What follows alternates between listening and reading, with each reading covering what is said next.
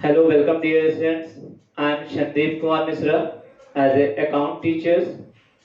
आज हम आप लोगों के सामने जो कक्षा 11 है उसके हम आपको अध्ययन कराने जा रहे हैं। कक्षा 11 का सब्जेक्ट बही खाता एवं लेखा शास्त्र, जिसे हम बुक कीपिंग एंड अकाउंटेंसी के नाम से जानते हैं, जिसका आज हम आपको टॉपिक पढ़ाएंगे प्रारंभिक लेखे की पुस्तकें।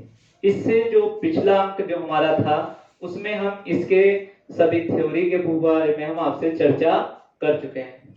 अब जो हमारा जितना भी आगे का शेष भाग है उस पर हम आज आपके समक्ष चर्चा करेंगे। आज जो हमारा है उसके लिए हम आज रोकड़ बही को हम तैयार करेंगे। रोकड़ बही को हमने लास्ट टाइम आपसे बताया था कि रोकड़ बही कितने प्रकार की होती है। तो हमने बताया था कि रोकड़ बही 3 प्रकार की होती है। एक साधारण रोकड़ बही, दूसरी 2 खाने वाली रोकड़ बही और तीसरी 3 खाने वाली रोकड़ बही। ठीक है, उसमें से अब हमें एक एक सीक्वेंस से हमें लगाना होगा। मतलब मैंने अब आपको जो लास्ट टाइम बताया था वो कौन कौन सी बताई थी। पहली बताई थी साधारण रोकड़ बही। पहली जो हमारी थी वो कौन सी थी, वो हमारी थी साधारण रोकड़ बही। ओके डियर स्टूडेंट्स, जिसे हम इंग्लिश में कहते हैं सिंपल कैश बुक। इसे इंग्लिश में क्या बोलते हैं, इसे इंग्लिश में बोलते हैं simple cash book. Okay dear students, उसके बाद जो दूसरी हमारी थी वो हमारी जो थी वो हमारी थी सेकंड नंबर जो थी वो थी 2 खाने की, 2 खाने वाली रोकड़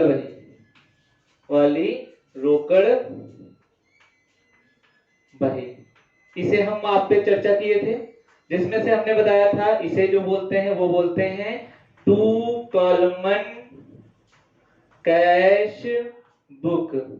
मतलब इसमें जो अमाउंट के कॉलम होंगे वो 2 होंगे और तीसरा जो था वो था 3 खाने वाली रोकड़ बही। अगर आपसे पूछा जाए तो कौन सी बताएंगे, 3 खाने वाली रोकड़ बही। ओके डियर स्टूडेंट्स, रोकड़ बही जिसे हम कहते थे 3 कॉलमन कैश बुक। ये हमने आपसे चर्चा की थी। हमने बताया था कि पहली बात रोकड़ बही क्या होती है, जिसमें हम अपनी समस्त नगद प्राप्तियां एवं नगद भुगतान का लेखा करते हैं, उसे हम रोकड़ बही कहते हैं।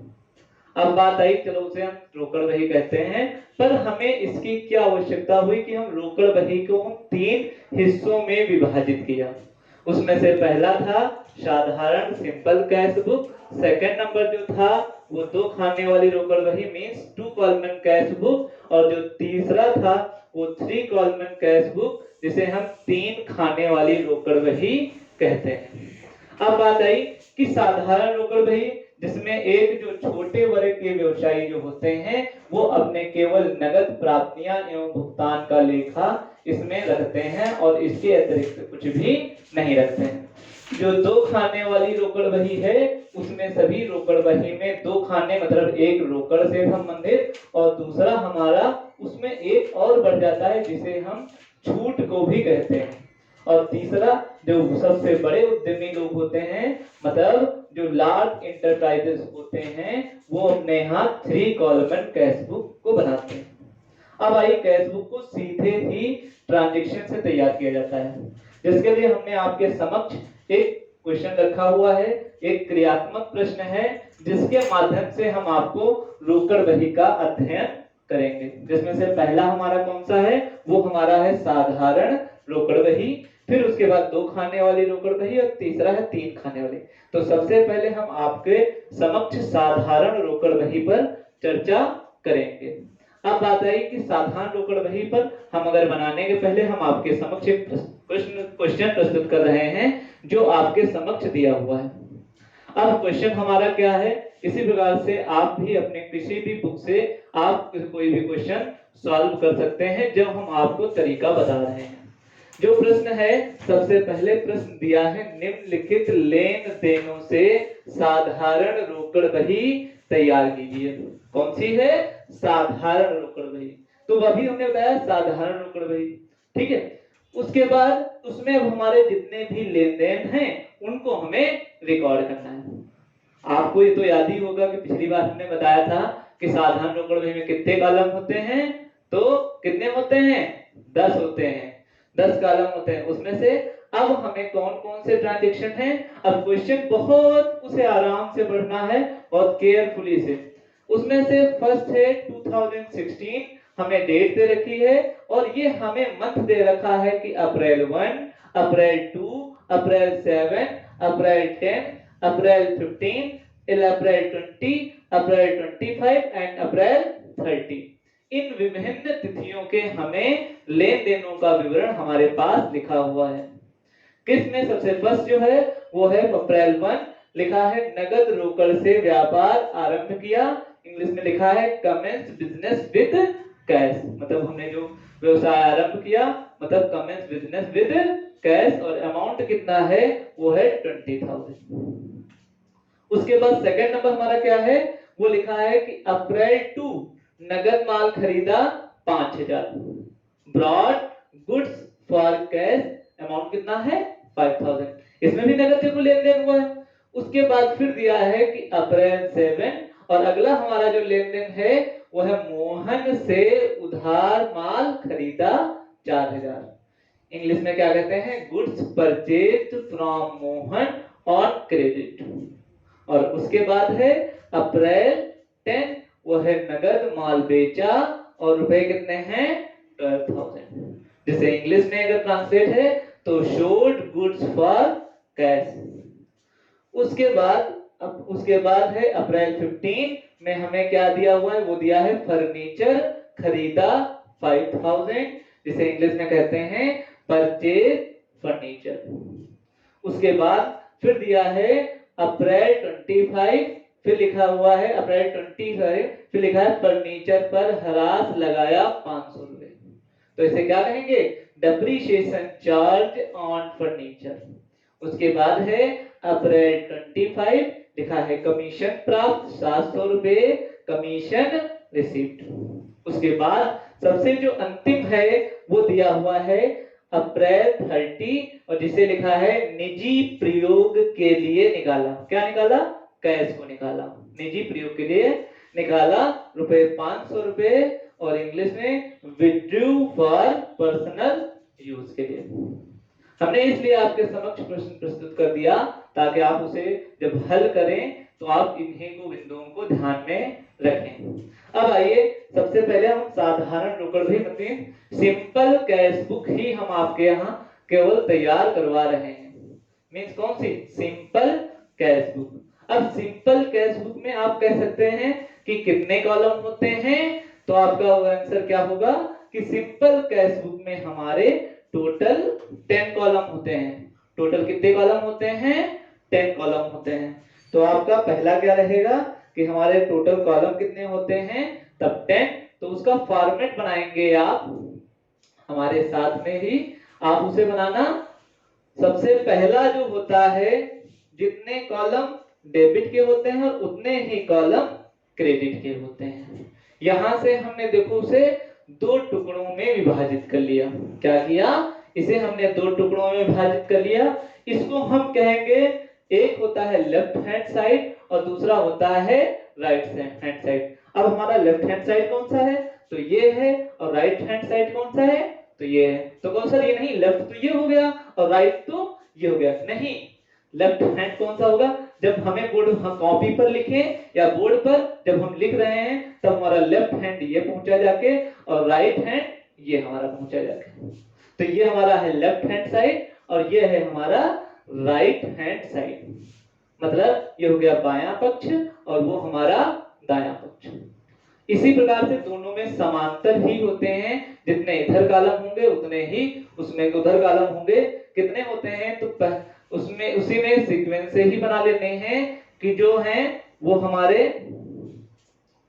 डेट का, अमाउंट का और ये हमारा LF का हो गया। इसी प्रकार से क्रेडिट पक्ष में भी ये हमारा डेट का और ये हमारा अमाउंट का, और उसके बाद में हमारा क्या हो गया, ये हमारा हो गया LF का। ध्यान देना कि जितने हमारे इधर हैं उतने ही हमारे उस पक्ष में हैं। इसमें से अब हमें क्या करें, इनमें से पहले लिख दें कि कौन सा किस कॉलम का है, तो उसके बारे में भी लिख देना हमें चाहिए। तो ये हमारा होता है काहे का, ये हमारा होता है डेट का। काहे का होता है, डेट का होता है। सेकंड नंबर ये हमारा काहे का है, वो हमारा है पार्टिकुलर, जिसे हिंदी में विवरण कहते हैं। और तीसरा हमारा है, ये है हमारा LF। क्या बोलते हैं इसे, LF मींस लेजर फॉलियो। और उसके बाद ये क्या है, ये हमारा है अमाउंट का। क्या है अमाउंट मतलब धनराशि का। ये तो कितने कॉलम हो गए, 1 2 3 4, ठीक है। और इसी के साथ में एक और कॉलम बनता है जिसे हम कहते हैं वाउचर नंबर। क्या बोलते हैं, वाउचर नंबर, ठीक है। तो ये हमारा हो गया LF का और ये हमारा हो गया वाउचर नंबर। तो डेबिट साइड है कितने कॉलम बने, 1 2 3 4 एंड 5। कितने कॉलम बने, 5। तो इसी प्रकार से जब आप धनी पक्ष में जाएंगे तो उधर भी 5 ही बनेंगे। तो पहला तो है डेट का, ठीक है। अब हमें यहाँ पर फिर 2 कॉलम चाहिए, मींस यहाँ पर एक और हम बनाए ले रहा हूं। और क्या, किस नाम से, दूसरा हमारा हो गया पार्टिकुलर्स का हो गया जो हमारा, और थर्ड नंबर जो हमारा हो गया वो हमारा LF का हो गया, और फोर्थ नंबर हो गया वाउचर नंबर का, और फिफ्थ नंबर फिर हमारा हो गया अमाउंट। अब अमाउंट तो 2 बार आ रहे हैं।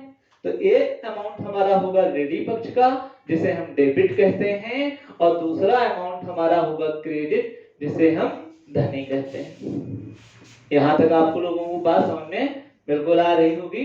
तो ये हमारा काहे का फॉर्मेट हमें कौन सा बनाना है, तो उसे बनाना है साधारण रोकड़ बही। क्या बनाना है, साधारण रोकड़ बही। तो हम क्या यहाँ पर लिखेंगे, हम यहाँ पर लिख देंगे कि हमें क्या बनाना है, सिंपल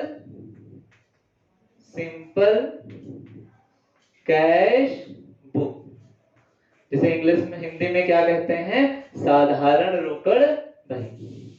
ये हमारा पूरा फॉर्मेट होता है। अगर आपको केवल आपसे बोर्ड में पूछा जाता है या आपके परीक्षा प्रश्न पत्र में पूछा जाता है कि साधारण रोकड़ बही में कितने कॉलम होते हैं, तब आपका उत्तर होगा कि साधारण रोकड़ बही में 10 कॉलम होते हैं, जिसमें प्रथम 5 जो होते हैं वो रेडी पक्ष डेबिट साइड के होते हैं, और जो अंतिम 5 होते हैं वो क्रेडिट साइड या धनी पक्ष के होते हैं। अब हम आपको तरीका बता रहे हैं, और जो इधर भी लिखेंगे उसे हर एक को किस वर्ड से स्टार्ट करेंगे, उसे हम टू के नाम से स्टार्ट करेंगे, और इधर हम जितने भी चालू करेंगे उसे हम बाई के नाम से चालू करेंगे। टू और बाई, टू में हम मतलब टू का मीन्स होता है को, और बाई मतलब होता है से, ये द्वारा। इसमें हम जितने भी हैं उनको हम प्रस्तुत करेंगे। अब बातें तो ठीक है, चलो अब इसमें हम जितने भी लिखेंगे पर हमें कोई ना कोई नियम जरूर हमें लगाना होगा, मतलब हमें कौन से रूल्स एंड रेगुलेशंस फॉलो करने होंगे। तो उसके लिए हमें जो रूल्स एंड रेगुलेशन फॉलो करने होंगे उसके लिए हम आपको बताया दे रहा हूं कि आप जो ऋणी पक्ष की तरफ लिखेंगे वो क्या लिखेंगे, वो अपनी सभी प्राप्तियां लिखेंगे। क्या लिखेंगे, सभी प्राप्तियां। यहां तक की बात आपको स्पष्ट होगी, और इसे इंग्लिश में कहते हैं रिसीव्स। मतलब ऋणी पक्ष में क्या करें, जो हमें व्यवसाय में रोकड़ प्राप्त हुई है उन सभी रोकड़ की प्राप्तियों को लिखना है। उसके बाद क्रेडिट पक्ष में हमें सभी भुगतान लिखने हैं, मीन्स हमें क्या लिखना है, समस्त भुगतान लिखने हैं। क्या लिखना है, समस्त भुगतान, जिसे इंग्लिश में हम क्या बोलते हैं, जिसे हम पेमेंट बोलते हैं। मतलब ये हमारा इसी के आधार पर ही समस्त प्रश्न का हल हमें करना है। अब आइए, अब इसी के आधार पर हम प्रश्न को हल करते हैं और जहां पर भी आपको समस्या होती है वहां आप हमसे पूछ सकते हैं। और अब आइए, जिस चीज को हम लगाने जा रहे हैं वो हमारा प्रश्न जो है वो हमारा ये है पहला पहला जैसे दिया हुआ है, फर्स्ट नगद रोकड़ से व्यापार आरंभ किया 20,000। तो जब नगद से रोकड़ से व्यापार आरंभ किया तो अब ये सोच के चलिए कि बिजनेस में हमें रोकड़ प्राप्त हो रही है कि भुगतान हो रहा है। मींस क्या हो रहा है कि रोकड़ की प्राप्ति हो रही है कि रोकड़ का भुगतान हो रहा है। तब आप कहेंगे जब नगद रोकड़ से व्यापार आरंभ किया तो बिजनेस में रोकड़ क्या हो रही है, आ रही है, जिससे बिजनेस स्टार्ट हो रहा है। मतलब आ रही है मींस क्या हो रहा है, उसे रोकड़ की प्राप्ति हो रही है। क्या हो रही है, रोकड़ की प्राप्ति। तो इसका मतलब प्राप्ति हो रही है, तो ये पक्ष हो गया कि इसका मतलब ये जो हमारा लिखा जाएगा वो बिल्कुल ऋणी पक्ष में ही लिखा जाएगा। मींस इधर डेबिट साइड में लिखा जाएगा। अब डेबिट साइड में लिखा जाएगा तो पहले नंबर पे डेट कितनी है, डेट है 2016 अप्रैल 1, 2016 अप्रैल 1। तो यहाँ पर हम डेट में लिखेंगे वो हम लिखेंगे 2016 और यहाँ पर लिखूंगा अप्रैल और 1, ये तो लिख दिया। अब यहां पर भी कोई हर एक के वर्ड के आगे क्या लिखते जाएंगे, 2, और इधर जो भी लिखता जाऊंगा हर एक के आगे 22। तो डेट हम दोनों तरफ डाले दे रहा हूं, वो है 2016 और अप्रैल। ओके डियर स्टूडेंट्स, अब अप्रैल है, एक को है कि रोकड़ की प्राप्ति मींस कैश रिसीव्स है, बिजनेस में वो किस नाम से है, वो है कैपिटल के नाम से। तो आप फर्स्ट क्या लिखेंगे, टू कैपिटल अकाउंट। मतलब सीधा ट्रांजैक्शन से इसे आप हल कर सकते हैं। कैसे हल कर सकते हैं, सीधा ट्रांजैक्शन से, इसके लिए हमें कोई वो नहीं बचेंगे। तो सबसे पहले टू कैपिटल अकाउंट, और रुपए कितने लिखे हैं, वो लिखे हैं 20,000, 20,000, और इसमें हम 20,000 को अमाउंट लिख देंगे। उसके बाद जो सेकंड दे रखा है वो दे रखा है कि नगद माल खरीदा। माल खरीदा, अब अच्छा कॉमन सेंस, नगद माल खरीदा तो हमारे पास माल तो प्राप्त हो रहा है, तब तो सर हमें किस साइड लिखना चाहिए, रिसीव की साइड। अच्छा कोई चीज खरीद कर लाएंगे तो हमारा क्या होगा, हमें सोचना सिर्फ किसका है, सिर्फ इस चीज को है। किस चीज को सोचना है, कैश को। हम कोई भी ट्रांजैक्शन करें तो हमें किस चीज को, कैश को सोचना है कि कैश रिसीव हो रही है कि पेमेंट हो रही है। Then your answer first cash में, रिसीव्स में हमारा आपका से क्या बना कि हम जब कैश का कह रहे हैं कि हमने नगद माल खरीदा, सपोज दैट हमारे पास एक बुक रखी हुई है। अब ये बुक है तो हमने नगद माल खरीदा, मैंने समझ लो कि मैं एक बुक का स्टेशनरी की मैं काम करता हूं और हमारे लिए गुड्स क्या हुआ, वो हमारे लिए बुक हुई। गुड्स तो आपको मालूम ही होगा, गुड्स क्या होता है, जिस चीज का जो व्यवसाय करता है उसके लिए गुड्स होता है। शॉपकीपर्स के लिए क्या होगा, शॉपकीपर्स के लिए ये गुड्स होगा। तो इसीलिए जब ये मैं खरीदूंगा तो हमारे पास रिसीव क्या होगी, बुक, पर गोज आउट क्या होगा, कैश। क्या होगा, कैश, क्योंकि पैसा तो हम इसको खरीदेंगे तो पैसा तो हमारे पास से जाएगा, पर कैश का क्या हो रहा है, कैश का हमारे यहाँ से रिसीव हो रहा है कि पेमेंट हो रहा है हमारे पास। तब आपका आंसर क्या होगा कि हमारे पास से खरीदने पर कैश का भुगतान हो रहा है, मींस कैश का पेमेंट हो रहा है। मींस सपोज तो किस साइड लिखना चाहिए, बाई साइड। बाई साइड तो इसका मतलब किस डेट को है, वो हमारी डेट है अप्रैल 2, नगद माल खरीदा 5,000। ठीक, नगद माल खरीदा तो यहाँ पे डेट डालूंगा अप्रैल 2, और नगद माल खरीदा तो ये अमाउंट तो हम तुरंत समझ में आ गया कि यहाँ पर कितना है, वो है 5,000।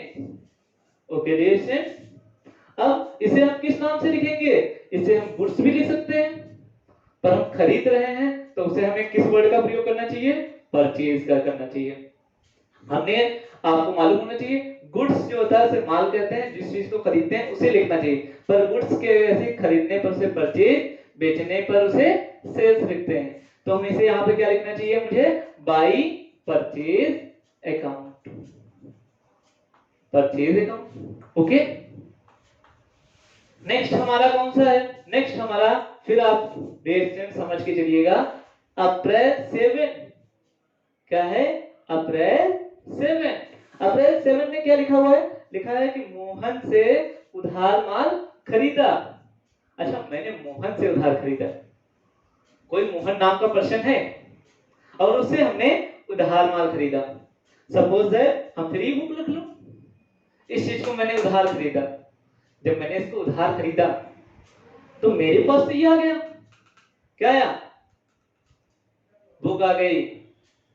ओके, अब हमारे पास तो बुक आ गई, पर गोज आउट क्या हुआ, जब हमने उधार खरीदा तो हमारे पास से गोज आउट कुछ भी नहीं हुआ, कैश का कोई पेमेंट हुआ नहीं होगा। क्यों, क्योंकि यहाँ पे वर्ड क्या लिखा हुआ है, उधार।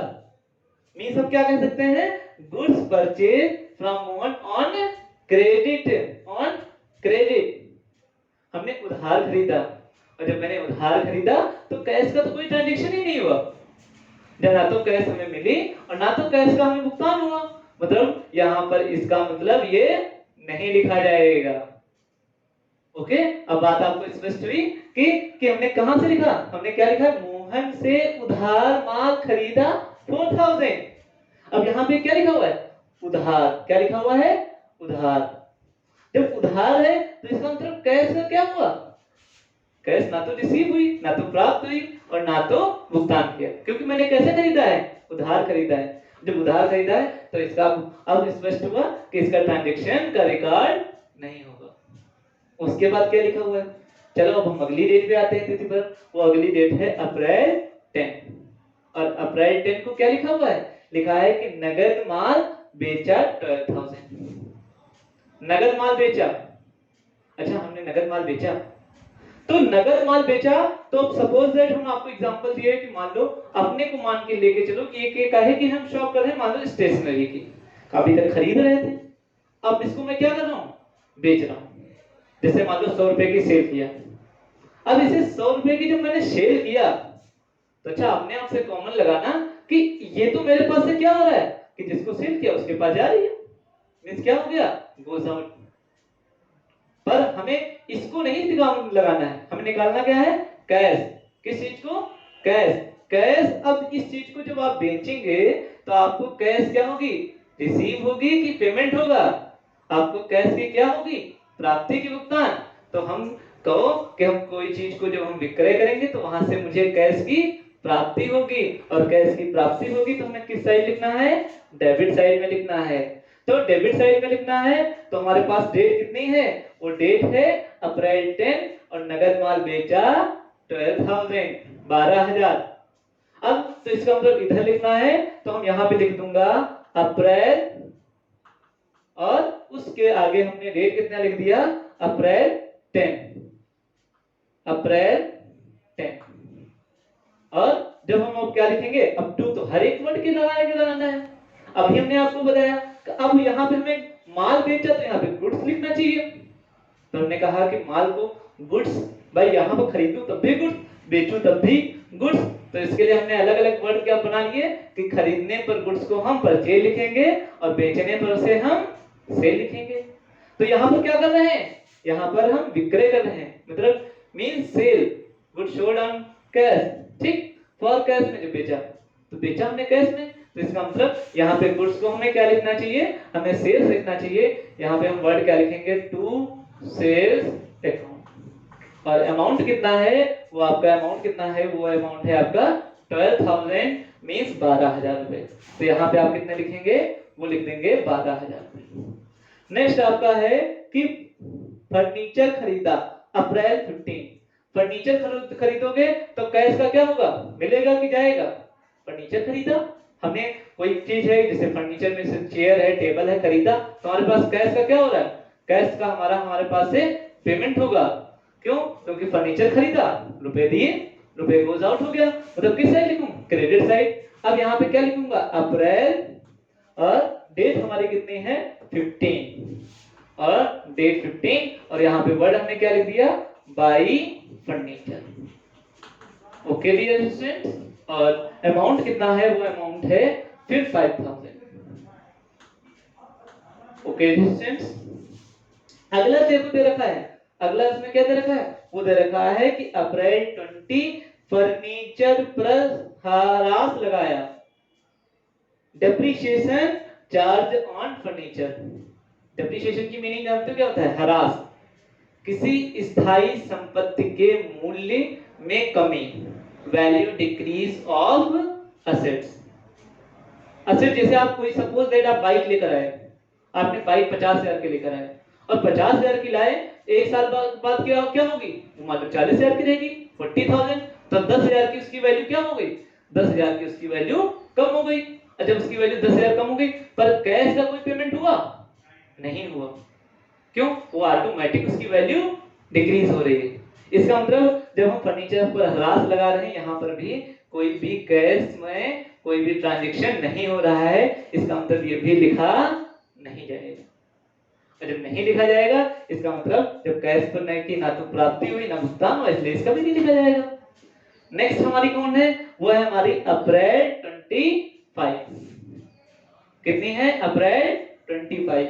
तो अप्रैल 25 को आप क्या कहेंगे, कहेंगे लिखा है कमीशन प्राप्त, हमें कहीं से कमीशन मिला, तो कमीशन मिलेगा क्या, वो मिलेगी कैश। हमें जब कैश मिल रही है तो इसका मतलब हम क्या कहेंगे, यहाँ पे कैश की रिसीव हो रही, क्यों, किसके माध्यम से, वो हमारा माध्यम क्या है, वो हमारा माध्यम का नेम क्या है, वो है कमीशन। तो हमें क्या लिखना चाहिए, इधर ही लिखना चाहिए, और डेट हमारी है, यहां लिखेंगे अप्रैल 25 और हमें लिखेंगे टू कमीशन। ओके स्टूडेंट्स, और अप्रैल और अमाउंट कितना लिखेंगे, फर्नीचर पर ह्रास लगाया, उसे सारी कमीशन प्राप्त हुआ, अमाउंट कितना है 700, तो यहाँ पे रुपीस लिख देंगे 700। उसके बाद में फिर देखिए लास्ट जो अंतिम दे रखी है, वो दिया है अप्रैल 30, लिखा है निजी प्रयोग के लिए निकाला। निजी प्रयोग के लिए निकाला तो कितना है, वो है 500। तो हमारे पास जो निजी प्रयोग के लिए निकाला, तो इसका मतलब कैश का पेमेंट हो रहा है, तो यहाँ पर हम क्या लिखेंगे, अप्रैल 30 और लिखेंगे बाई ड्रॉइंग। और अमाउंट कितना है, अमाउंट है वो है 500। ओके स्टूडेंट्स, इस प्रकार से आपका जितने लेन देन थे उसका हमने इसमें पूरा विवरण लिख दिया। अब केवल हमें बैलेंस करना है। अब बैलेंस करने के लिए क्या किया, इधर है 20 + 12 + 7, तो हमने अलग लिख लिया, यहाँ पर सपोज दैट यहाँ लिख लिया, इधर हो गया 20 मतलब 20,000 + 12 32 और 700, ये हो गया 32,700 रफली। और इधर का कितना है 5,000 5,000 और 500, तो कितना हो गया 10,500। अब ग्रेटर अमाउंट कौन सा है 32,700, तो आप क्या करेंगे आप कि इसमें से दोनों में टोटल का कॉलम बनाएंगे।